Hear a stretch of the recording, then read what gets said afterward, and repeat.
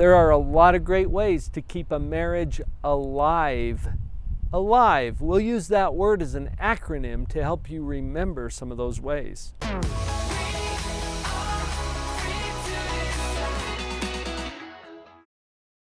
Alive or dead? It's like, well, which one do you want, right? How do we keep this marriage alive? So let's use that word to come up with a few points that might be easier to remember that way. Alive. So let's start with A, which stands for attitude. Attitude. Quick word about attitude. Attitude is not how you feel. This is a common myth. We have learned that attitude affects how you feel, but your feelings aren't your attitude. Your feelings are the result. Your attitude is your position. I got this from my friend Mike Shalappy, who was shot, and he's in a wheelchair. He's paraplegic. And Mike teaches that attitude has a little different meaning than we're used to. It comes from aviation. In an airplane, your attitude, or the attitude of the plane, of the aircraft, is the position that it has relative to the ground or the horizon. You can see that a nose down attitude is heading us into the hard stuff. A nose up attitude gives us altitude, which is a term that most people are familiar with when it comes to flying. Attitude is position. You want to keep your marriage alive, assume a positive position about the marriage the way it is right now. This is a paradox because most people, when they come to talk to me about their marriage, they're like, oh, this is terrible. Well, really? Remember the model that I taught. In the very first video, if you go to the home page of this channel, you'll see an automatic video play about how to stay positive no matter what. That particular model is what I'm talking about. It is what it is. Your marriage is what it is. It could always be worse. It could always be better. Now, your position depends on which way you look to make your comparison. If you compare your marriage to a marriage that is far worse than the one that you have, how do you feel about the one you got? Yeah, pretty good, right?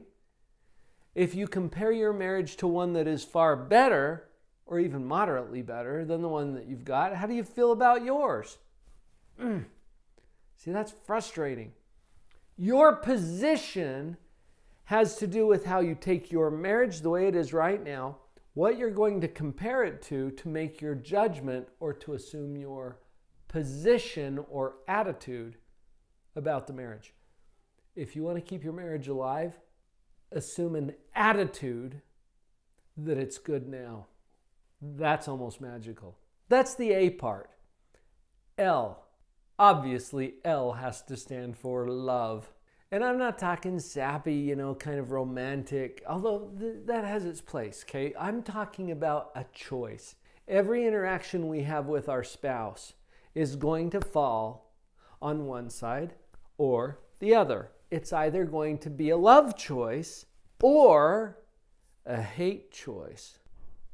I know, people hate that word. That's why I picked it. But if it's not a love choice, what do you think it is? I don't think there's a neutral option. I think every communication, every interaction that we have has to be on one side or the other. So the L part of keeping your marriage alive is love. Choose love. Let's move on to I. I stands for inspiration. What I mean is, there's an energy that we bring to our relationship.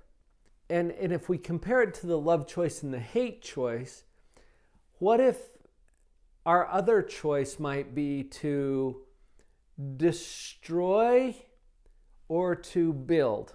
Destroy or build. So the building part is what I'm talking about with inspiration.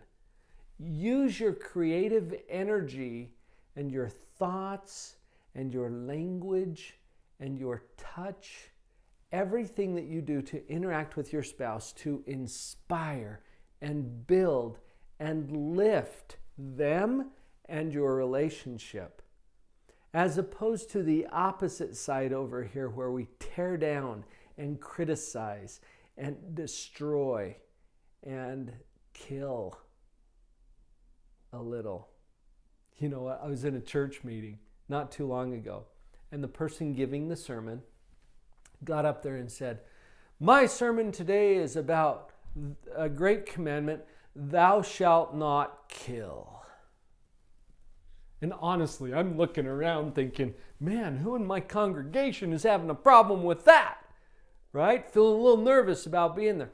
But he made a brilliant point. He said every interaction that we have is either going to kill a little or a lot, or what's the opposite of that? It's going to give life and build up.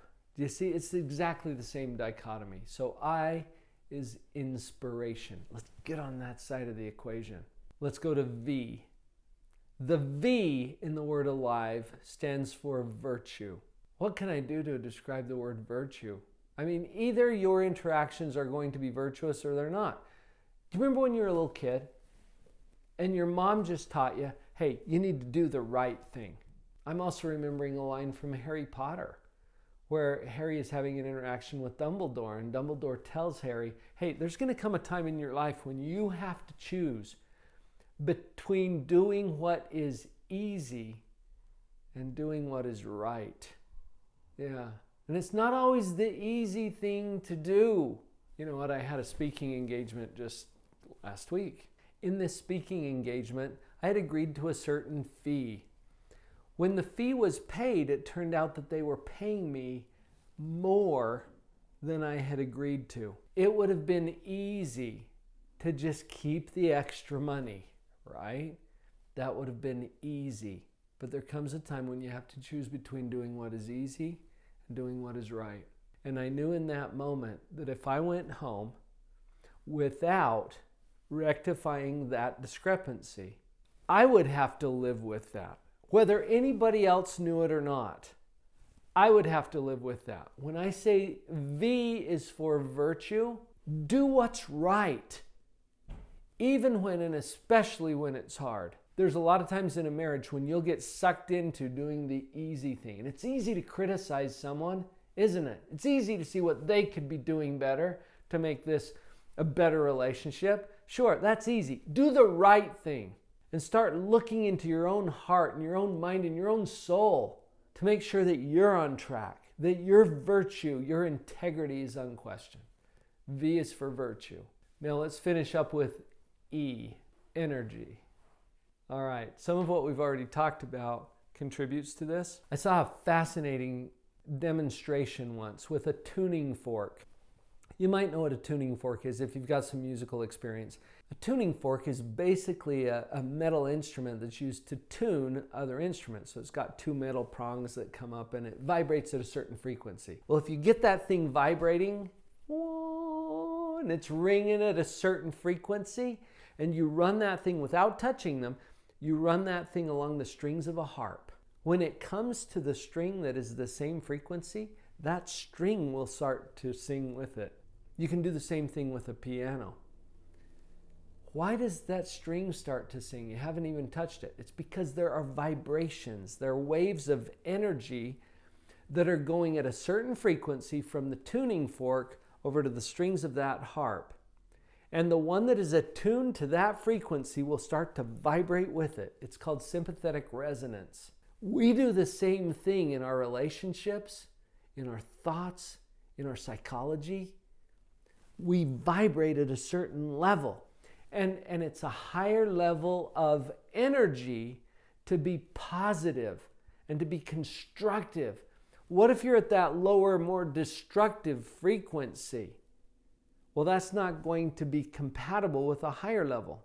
Now, something that I have noticed is that we have a tendency to seek out things that are at the same frequency we are. So if you're feeling down at this low vibration, if you're depressed, if you're self-critical, if you're feeling hateful or any level of animosity, that's this lower level of frequency.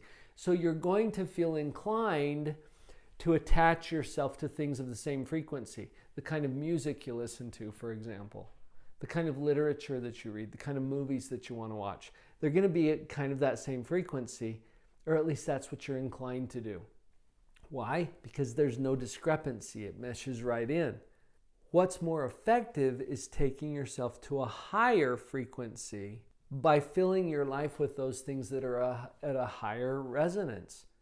Music, for example. If you're feeling depressed and you want to go listen to depressed music, or if you're feeling angry and you want to go listen to angry music, what if you put in some music that is filled with love and beauty instead? Well, that's going to conflict with where you are. So it feels unnatural, it feels uncomfortable at first, but that's one of the best ways to bring your energy up so that it matches the frequency of the new kind of music, for example. We can do the same thing in a relationship. So intentionally taking it to a more positive, grateful, affirming kind of an energy might cause some conflict at first, especially if your spouse is down here at this level. But that's the best way that I know to bring it up to where we're all operating at a higher level. So as a quick review, keep your marriage alive. A, attitude. L, love. I, inspiration. V, virtue. And E, energy. I'm so glad that you're here and that you've taken the time to watch this video. If you're new to the channel, would you take a moment to subscribe?